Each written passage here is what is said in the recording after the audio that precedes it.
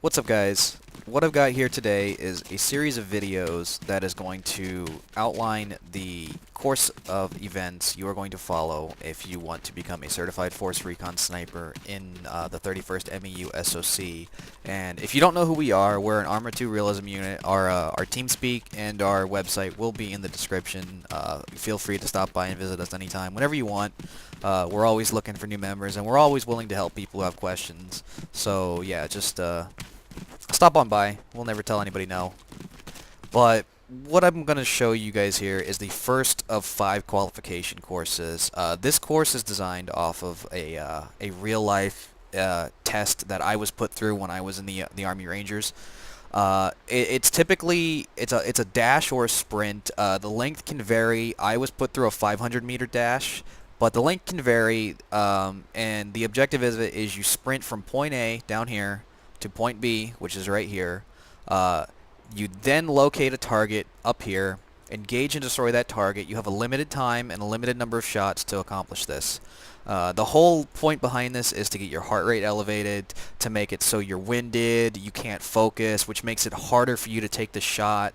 Arma 2 captures that pretty well with the fatigue system. If you're carrying too much gear, you can collapse, you can fall over, you'll run slower, and it'll impact you in a number of different ways. But when you go prone and you put your bipod up, your aim goes almost completely steady, which isn't realistic. Even with a bipod, you're going to be breathing heavily after a sprint like this. You're going to be moving up and down, even slightly.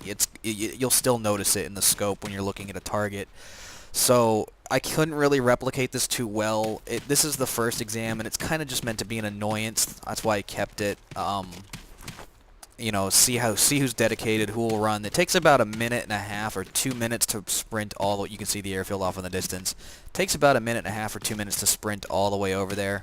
So yeah, I'm not gonna make you guys watch me do that. I'm gonna use MCC and teleport myself there so we can get on with the video.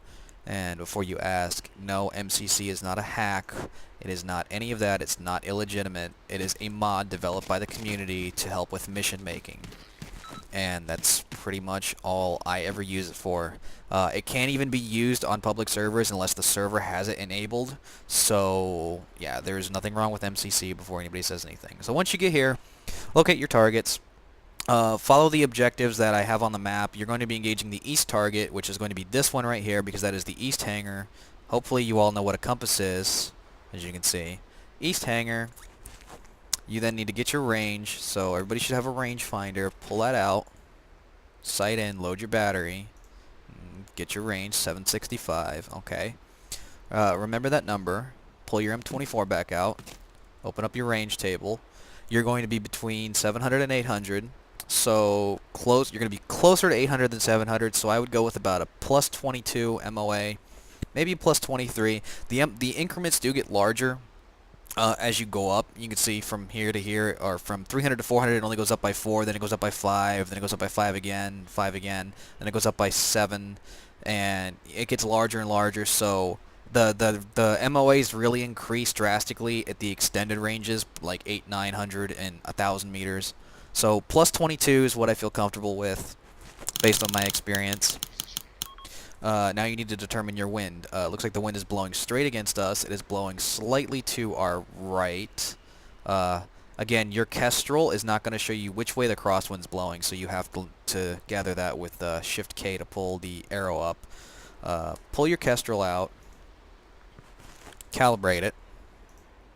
Okay, that's going to give you your headwind and your crosswind. When your crosswind's this low at about 1 meter per second, it's kind of irrelevant at anything less than 900 meters in my experience. I wouldn't even offset for it, honestly. It's so low that you risk missing. You know, if you overthink some things, you could screw up your shot more. So I'm just going to not do any kind of windage adjustment in this one. But your headwind's where you need to adjust at, because your headwind is blowing against us. It will push our bullet down quicker, making the shot fall short.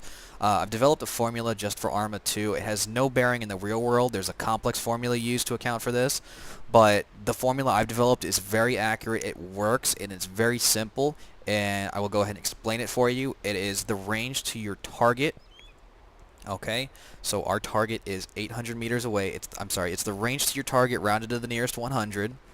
So we're going to go with 800.